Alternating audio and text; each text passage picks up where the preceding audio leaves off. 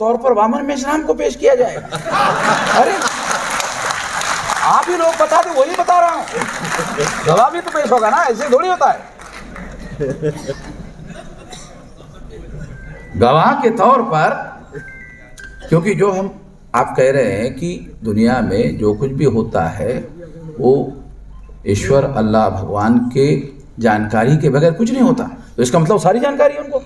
अगर सारी जानकारी है तो इसका मतलब है कि वो तमाम लोग हैं गवाह देने के लिए, मगर वो वामन मेश्राम को क्यों करेंगे? क्योंकि वो ज़्यादा जानकार है, वो बता सकता है ज़्यादा सही तरीके से। सवाल जवाब होगा, सवाल जवाब होगा ना, वो सवाल जवाब होगा तो जवाब देना पड़ेगा और उसमें सबूत पेश करना पड़ेगा, तो सारे सबूत तो ज़्यादा मेरे पास है।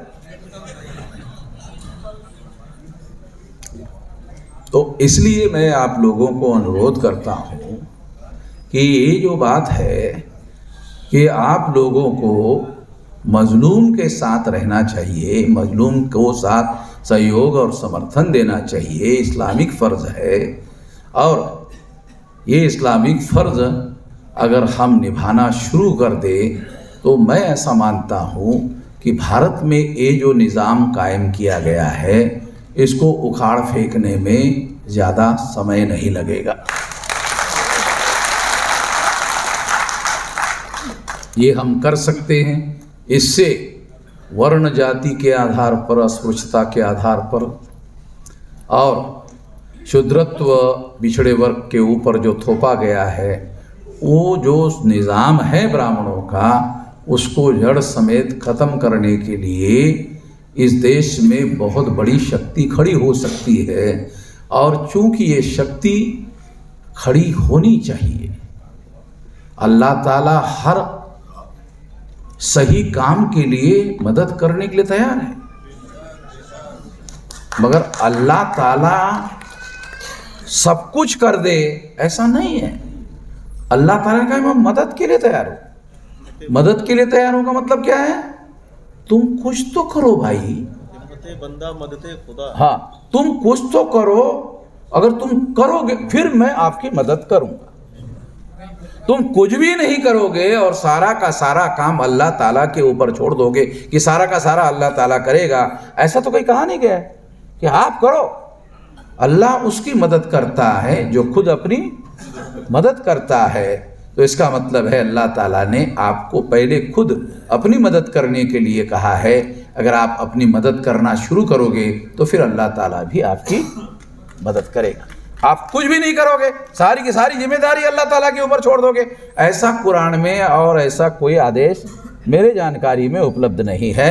तो इसलिए मैं आप लोगों को भी ये अनुरोध करना चाहता हूँ कि हम लोगों को, जो तमाम SC ST OBC के लोग हैं, उन लोगों को तंजीम बनाकर सारे देश भर में इकट्ठा होकर लड़ने के लिए हम लोग तैयार हो रहे हैं। और हमारा हौसला ये है, आपको सबूत के तौर पर पेश किया कि हमने RSS के हेडक्वार्टर को घेरने के लिए वहाँ जाके आए हुए हैं। तो वो नागपुर में इतने डरे हुए हैं कि नागपुर से RSS का हेडक्वार्टर अयोध्या लेके जाने की सोच रहे हैं। ये वामन मेश्राम नागपुर में कभी भी घेरेगा और इस तरह से घेरेगा कि दोबारा वहाँ से भागना मुश्किल हो जाएगा। आगे भी ऐसा करेगा, इसलिए अपना हेडक्वार्टर अयोध्या में लेकर जाने के सोच रहे हैं। मैंने अयोध्या वालों को मैसेज दिया कि वो आने के पहले तुम तैयार हो जाओ। क्यों? अयोध्या पाकिस्तान में थोड़ी है, तो भारत में ही है। अयोध्या भारत में ही है और भारत के 625 जिलों में हमारा संगठन है और अयोध्या में तो बहुत पहले है। ये तो अयोध्या से है, बैठे इधर है। हमने पहले ही मोर्चा खोल के रखा हुआ उधर। हमने सामने आने की उनकी कोई औकात है नहीं है। हमारे ही लोगों को सामने करते हैं। SC ST OBC के ही लोगों को मुसलमानों से लड़ाते भिड़ाते रहते हैं। जहाँ जहाँ वाम से भारत मुक्ति मोर्चा मजबूत है, वहाँ SC ST OBC का कोई आदमी RSS को मिल नहीं रहा फसाद करने के लिए। कई जगह फसाद 0 लेवल पर आ गया। तो हमने पुलिस विभाग को लिख कर दिया है कि जहाँ जहाँ वाम से भारत मुक्ति मोर्चा, बहुजन क्रांति मोर्चा मजबूत है, वहाँ फसाद नहीं होगा।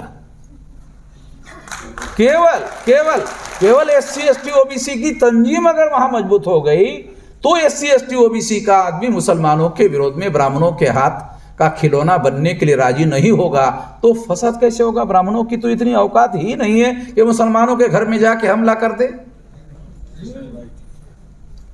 ऐसी तो कोई औकात है नहीं उनकी।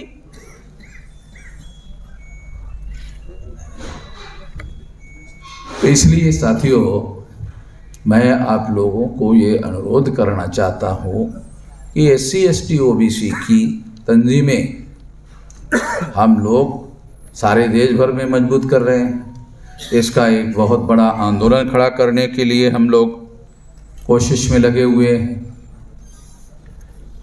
तो ये मुसलमानों को ये बात ज़रूर है कि मीडिया में हमारी कोई खबरें नहीं आती है, क्योंकि मीडिया का चलाने वाला कौन है? बनिया है, वो तीसरे वर्ण का आदमी वैश्य है, और इसका संपादक और पत्रकार कौन है? ब्राह्मण है।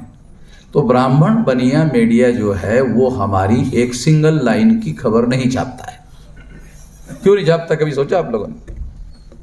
उसको उनको खुल्लम खुल्ला नंगा करता हो। मेरे खिलाफ कोई FIR है भारत में? किसी ब्राह्मण की औकात है कि मेरे खिलाफ कोई FIR कर दे?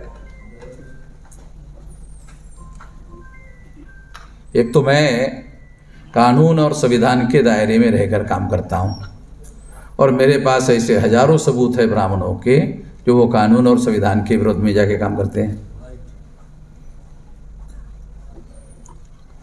तो इसलिए हम लोग इस काम को अंजाम तक पहुंचाने के लिए ये प्रयास भी कर रहे हैं। राष्ट्रीय मुस्लिम मोर्चा बनाने में भी हम लोग आप लोगों को 625 जिलों में अगर मान लो मुस्लिम है तो मुझे आप लोग केवल एक टेलीफोन कर देना, मैं 24 घंटे में वहाँ राष्ट्रीय मुस्लिम मोर्चा की यूनिट बना दूंगा। 24 घंटे में, ज़्यादा नहीं। जहाँ हमारा संगठन है वहाँ मैं हमारे लोगों को बोलकर 24 घंटे में मुस्लिम लोगों का राष्ट्रीय मुस्लिम मोर्चा का संगठन खड़ा कर दूंगा, क्योंकि संगठन खड़ा करने के लिए कम से कम एक आदमी चाहिए। तो एक मुसलमान तो हमारे साथ मिल ही जाता है। वामन मेश्राम का नाम मुसलमानों के पास पहुंच गया है, उनको मालूम है, अरे ईमान वाला आदमी है।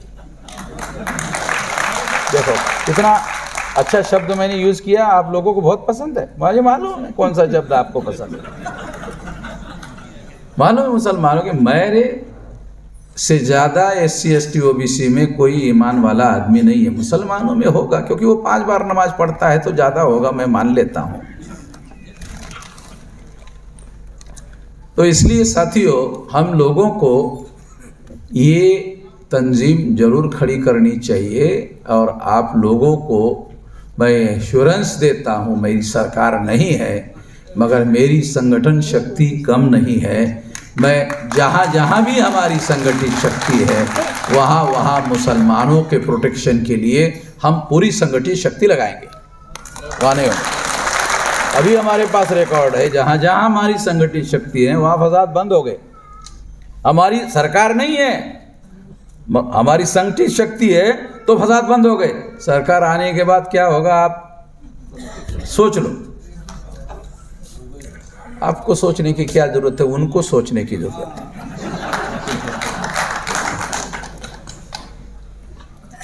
तो इसलिए दूसरा और एक मुद्दा मैं आपको कहना चाहता हूं कि मुसलमानों में कैडर बेस ऑर्गेनाइजेशन बनाना है। तो आपको जो मदद चाहिए, कैडर बेस ऑर्गेनाइजेशन बनाना, हमारे पास 40 साल का तजर्बा है। तो कैडर बेस बनाने में मुसलमानों को हम मदद करेंगे। अभी चांद मोहम्मद जो है, ये नौजवान आदमी है, यह ऑल इंडिया का मुसलमानों का संगठन बनाने के लिए हमने उनको इस काम के लिए दिया, ये बनाओ, और उसकी सारी जिम्मेदारी मैं ले लिया। उसके परिवार के खाने पीने की, रहने की सारी जिम्मेदारी मैं लिया हुआ कि तुम ये मुसलमानों का संगठन खड़ा करो। उसकी सारी जिम्मेदारी हमने लिया हुआ, ये करो। तो मुसलमानों की तंजीम अगर इतनी ज़्यादा मजबूत हो जाएगी तो फिर मुसलमानों की भी तो आंतरिक ताकत बढ़ेगी ना। मैं तो कभी ये नहीं कहता हूँ कि मुसलमानों को SC ST OBC के ऊपर निर्भर रह के काम करो, नहीं नहीं, तंजीम बनाओ, अपनी आंतरिक शक्ति बढ़ाओ, ताकत बढ़ाओ। दूसरों के ऊपर निर्भर रहना ये सही सिद्धांत नहीं है। जिस तरह से मुसलमानों ने आज़ादी में दूसरों के ऊपर सारा का सारा छोड़ दिया, ये बहुत गलत सिद्धांत है, उपयोगी नहीं है ये। और इस वजह से जिनको आप लोगों ने सेंट्रल गवर्नमेंट ने पहुंचाया, उनके राज में 65,000 फसादात हुए। बराबर है, पुलिस विभाग के हमारे DGP साहब यहाँ है, 65,000 फसादात ऑल इंडिया में हुए, उन्हीं के राज में हुए। और RSS वाले कह रहे देखो हमारी सेंटर में सरकार है मगर हम फसाद नहीं होने दे रहे, हमारी सरकार कितनी अच्छी है, ऐसा कहने का मौका मिला। तो कांग्रेस को आपने दिल्ली में पहुंचाया, कांग्रेस ने फसाद करवाए। कांग्रेस ने फसाद क्यों करवाए? क्योंकि मुसलमानों को निरंतर असुरक्षा में रखो, तब मुसलमान हमारे साथ रहेगा। इसके बारे में सोचो कि मुसलमान जितना ज़्यादा असुरक्षा में रहेगा उतना ज़्यादा कांग्रेस के साथ रहेगा। ये रणनीति बनाकर उन्होंने काम किया और इस वजह से मुसलमानों की समाजी आर्थिक ताकत जो है, जो वो बहुत मेहनत से कमाते हैं, फसाद होने के बाद सारा ख़त्म हो जाता है। तो इसलिए हम लोगों को ऐसे लोगों के साथ मिलकर काम करना चाहिए जो आप ही की तरह मजलूम हो। अगर मजलूम और मजलूम का इत्तेहाद होता है, एकता होती है, तो दोनों मिलकर जालिम को ख़त्म कर सकते। ये काम ये इस्लामिक फ़र्ज भी है और एक समाजी काम भी है। तो ये तंजीम का फ़र्ज़ बनाकर अगर हम काम करते हैं तो निश्चित रूप से मैं ऐसा मानता हूँ कि ये एक बहुत बड़ा काम भारत में होगा और ये ऐसा काम है जो भारत को आंतरिक रूप से बहुत ज़्यादा मजबूत करेगा और दुनिया में भारत का नाम बहुत शक्तिशाली देश के रूप में उभरेगा। मुझे ऐसा लगता है कि दुनिया में बहुत सारे देश इस्लामिक कंट्री है, क्या उससे कम पॉपुलेशन है हमारा मुसलमानों का? कम नहीं है,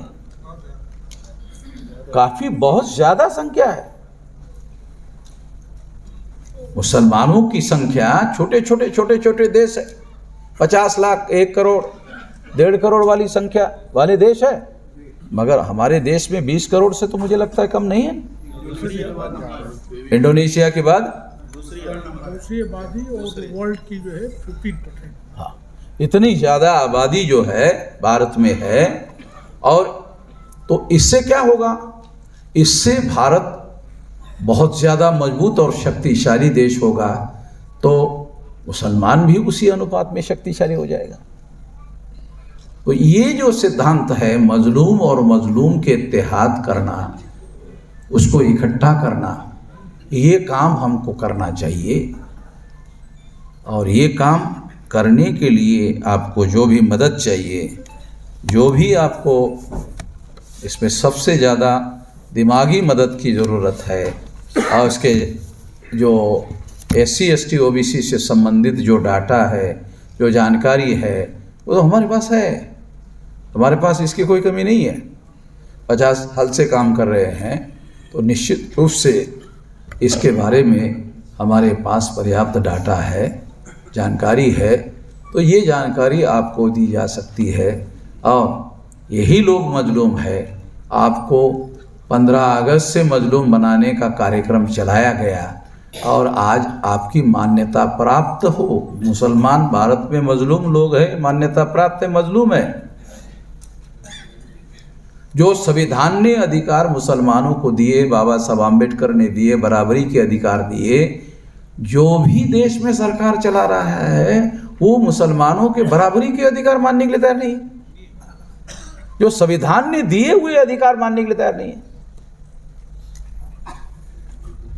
कोई किसी को अधिकार देता नहीं है, अपने अपने हक और अपने अपने अधिकार लेने पड़ते हैं और लेने के लिए तंजीमें बनानी पड़ती है। क्या मुसलमानों के देशों में तंजीमें नहीं होती है हक लेने के लिए? वहाँ भी तंजीम के बगैर हक मिलता ही नहीं है। तंजीमों के बगैर जो संविधान में हक और अधिकार दिए जाते हैं वो लोगों को मिलते ही नहीं है, तंजीम बनानी ही पड़ती है। जो इस्लामिक कंट्रीज़ है वहाँ भी तंजीमें मुसलमानों को फिर भी बनानी पड़ती है, क्योंकि जो रूलर होता है वो बहुत बार जो है वो लोगों के हक और अधिकार देने से मना कर देता है, तो वो लेने ही पड़ते। उसके लिए संगठन और तंजीम होना बहुत ज़रूरी होता है। तो भारत में ऐसी तंजीम जो है बनाने के लिए आपको जो सबसे अहम काम है उस अहम काम में हम आपको ज़रूर मदद करने के लिए तैयार हैं।